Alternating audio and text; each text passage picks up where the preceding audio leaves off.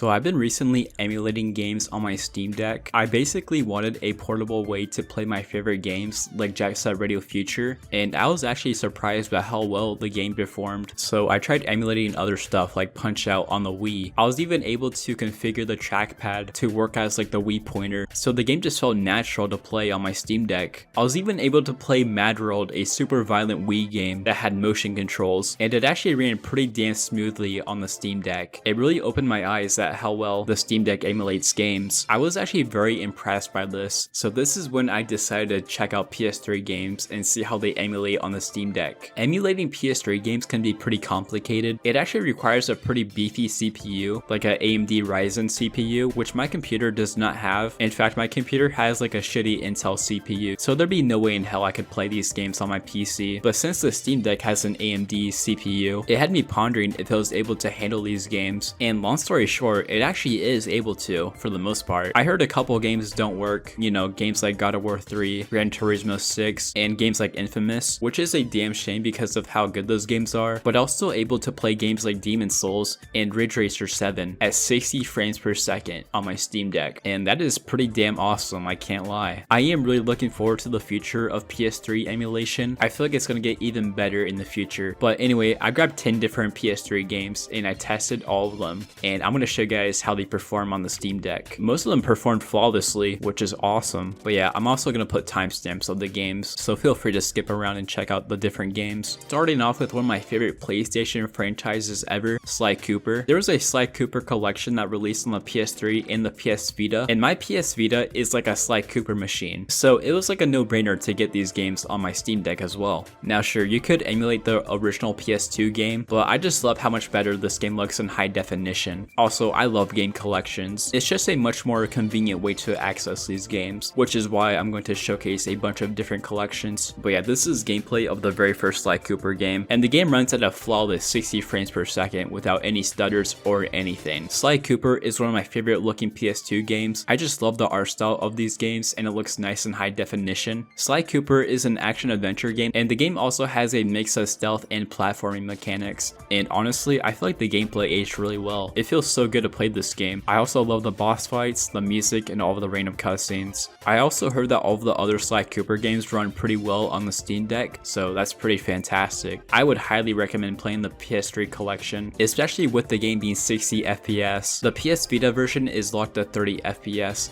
so this is a huge upgrade.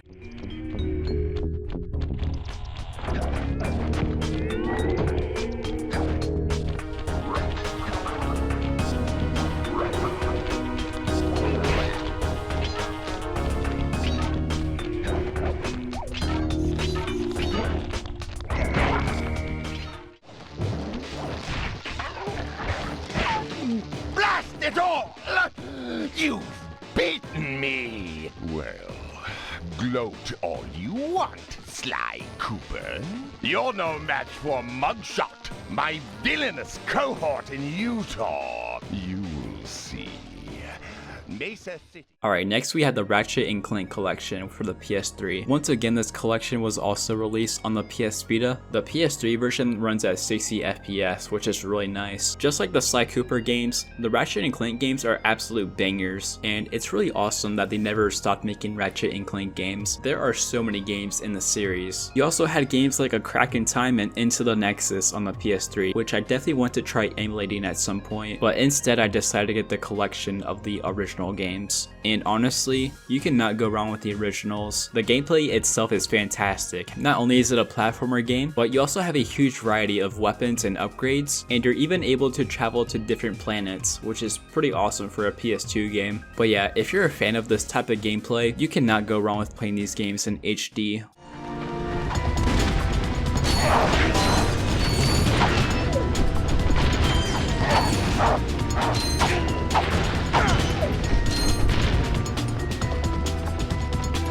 Ratchet, that's the man we saw on the infobot. Remember? He knows Captain Quark. Hey, you're that robot guy, right? No, actually, I build robots. I myself am not a robot guy, per se. Nerd. As I said earlier, you're not really gonna have a good time emulating God of War 3, so instead I got the God of War collections. So we got this God of War collection that has the first 2 games, and we also have the Origins collection, which is the PSP games, Chains of Olympus and Ghosts of Sparta. The PSP games were actually phenomenal for the time. The PSP came out during the same era as the Nintendo DS, and it's actually shocking how well God of War translated to a portable device, which was the PSP. Chains of Olympus and Ghosts of Sparta are fantastic games in my opinion, and it is awesome that they ported these games to the PS3. The games were upscaled to 1080p and run at 60 frames per second. The gameplay is surprisingly good. Chains of Olympus was a really good game, but Ghosts of Sparta takes it to the next level. Even Kratos looks extra pissed in the menu for Ghosts of Sparta. And these games are also canon to God of War story, if you guys care about that. So yeah, if you guys are fans of the series or just enjoy hack and slash games, I would actually recommend the PSP games or the Origins collection on the PS3, which is a significant upgrade from the PSP versions.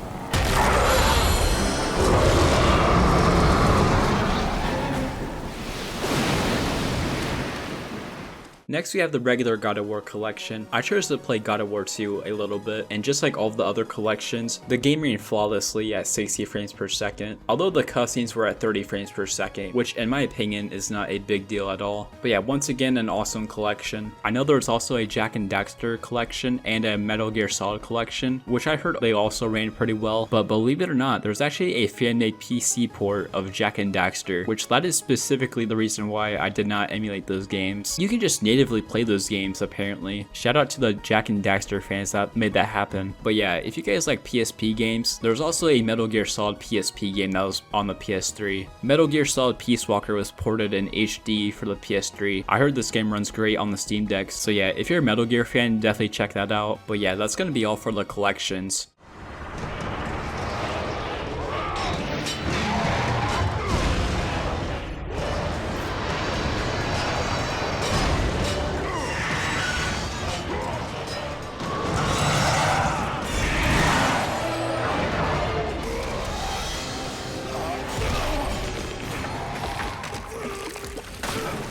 Let's change things up with the fighting game, Dragon Ball Raging Blast 2 for the PS3. You know, this is definitely not my favorite Dragon Ball game, but the graphics, gameplay, and the roster was actually pretty solid. The game also ran flawlessly at 60 frames per second, and honestly, it felt really good to play this game. I was actually surprised. I was having some performance issues at first, but I was able to fix it. I went in the performance settings for the Steam Deck, and I basically enabled the TDP limit to 9 watts, and I also reduced the GPU clock speed to 600, which made the game run flawlessly. So yeah, if you guys ever plan to emulate these games, I definitely recommend giving these settings a try, because these settings helped me a lot with half of these games. But yeah, Dragon Ball Raging Blast 2 is actually a really fun game, looking back at it. I just did not like the gimmicky galaxy mode. It just felt like a lazy way of them not adding a story mode. But yeah, I don't have much else to say about the game. Here's some clips of it.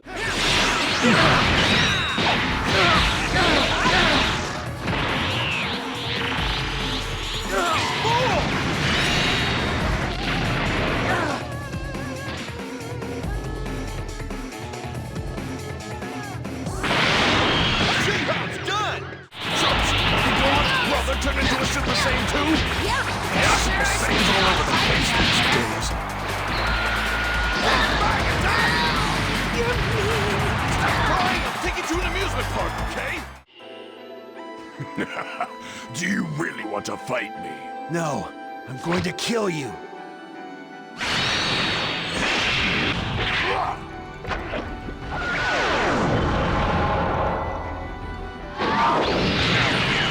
Kill you nice and easy.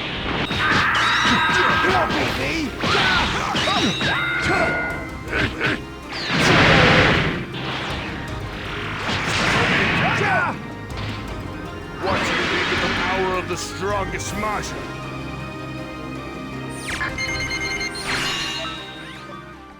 Alright, next up we got one of the big boy games. We got Demon Souls right here, a PS3 exclusive game. The game was also remade on the PS5, but just like Bloodborne, this game was never ported to PC, so it's actually awesome being able to play this game at 60 FPS. Pretty sure this game was limited to 30 FPS on the PS3 hardware, but there's actually a patch that lets you emulate the game at 60 FPS. I never really got into the Souls games, I just never had the patience to sit down and play them. I feel like it would have reduced my lifespan as well from just raging. But don't get me wrong though, I do see the appeal of the Souls games. I enjoy watching people play these games and they look great, so no complaints really. I didn't play much of the game though, I just wanted to see how it ran. I did have some frame drops here and there, but it was really not that noticeable. In fact, you could probably mess with the Steam Deck settings to make the game run flawlessly. But yeah, it was a pretty fun game. But yeah, I saw like the dragon at the beginning of the game and got scared and I quit playing the game. Which way should I go? I'm gonna go up here. Wait, what is that over here? Oh. What the hell? No! I definitely should play more of it though at some point. The demons hunt down men and claim their souls. Those who lose their souls also lose their minds. The mad attack the sane, and chaos reigns.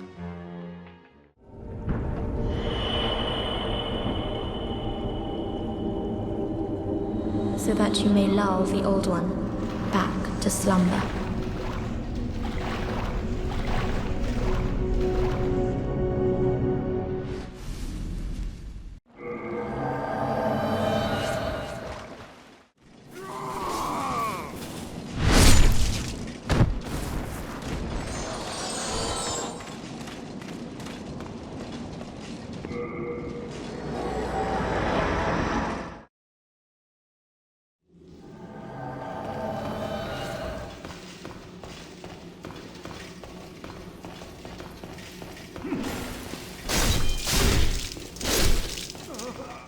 Next up, we got another PS3 exclusive, Ridge Racer 7. I've actually never gotten into the Ridge Racer games, but I've heard really good things about this game, and the game runs flawlessly at 60 frames per second, and yeah, the game itself is really fun. It's like your traditional racing game, but in this game you can gain nitro by drifting and stuff like that. It's pretty awesome. Yeah, I did a couple Grand Prix, it was pretty fun. The gameplay is smooth, and for a game that came out in 2006, the graphics still look pretty good here. No complaints about this game.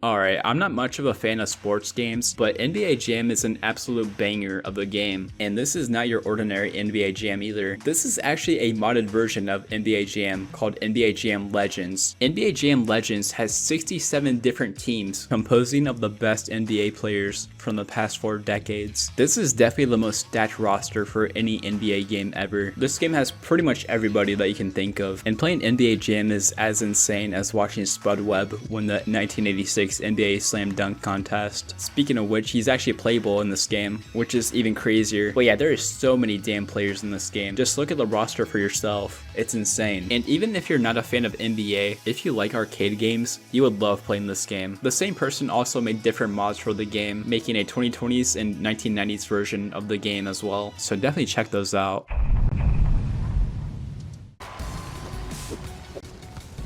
Bombs away in the three-point. Oh my god. Curry from beyond the arc. He's warming up. Here's Curry. Booyakasha! Here's from ankle break.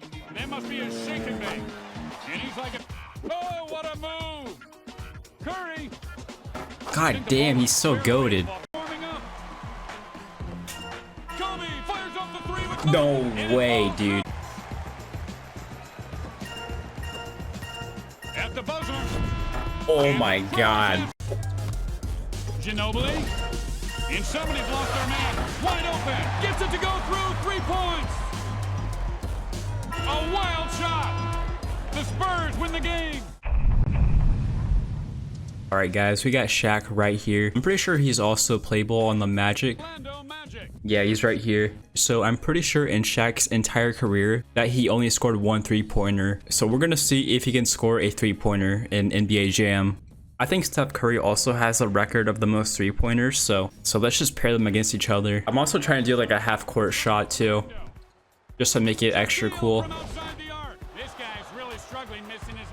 He's gonna get it one of these days. Keeps him in the game. Rejected. All right, come on. Well, at least here's Thompson. Welcome to the block party. Yeah, at least he's a beast at blocking. Percentage shot. No shoot for you. You want to get back on track. Oh my Jesus Christ. All right, come on. Really? Yo, this is like impossible, I swear. I'm about to give up on this. Oh my god, he did it. He freaking did it. Next up, we got an arcade game, Afterburner Climax. Afterburner is a rail shooter arcade game made by Sega, and they actually released Afterburner Climax in 2006 for the Xbox 360 and PS3. The gameplay is archaic, fast-paced, and chaotic as hell. The game also has a bunch of modifiers that you can unlock by playing the game. You can basically make yourself stronger, give yourself infinite missiles, give yourself infinite continues, or even giving yourself handicaps like 1% armor. The game itself is very short, but it has a bunch of cool gameplay aspects and secret areas. It's pretty sick. This game is awesome, but unfortunately Sega delisted this game for no damn reason. So the game is pretty hard to come across nowadays, unfortunately. So definitely emulate it. I always know there's going to be that one person that says not to emulate games. You know, it's immoral and it promotes piracy. I'm gonna keep it a stack with you. Nobody gives a damn if you emulate a game. And I especially have no issue if you decide to emulate a game that was delisted, because companies like Sega are just notorious for doing that and screwing over their consumers. So why should I care if somebody chooses to emulate this game? And yeah, Afterburner Climax runs flawlessly at 60 FPS, no stutters at all, ever.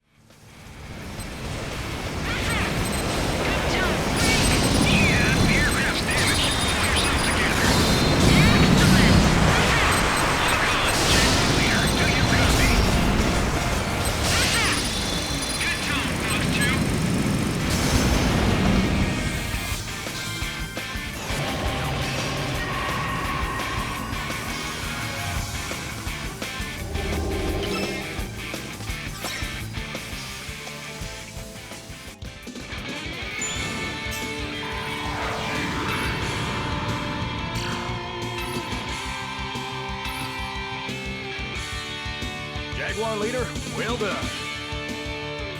Zebra's military strength has been neutralized. They're calling for a truce. Nuclear war has been prevented.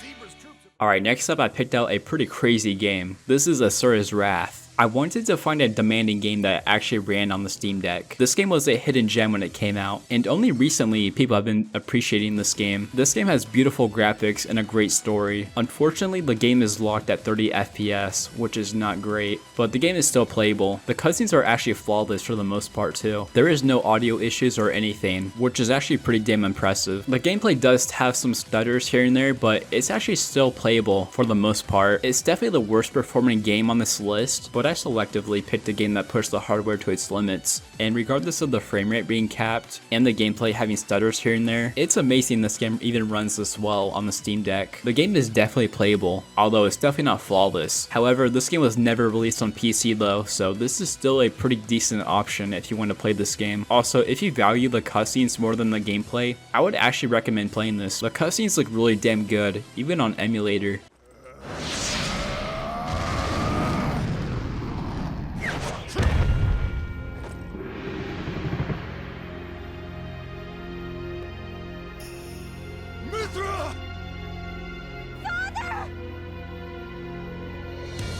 Asura. Get out of my way! Listen to me. Wait. Move!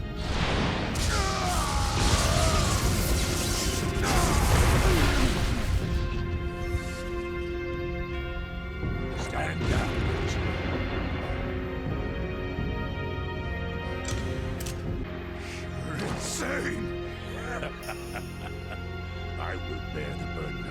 wrath and your life, Asura.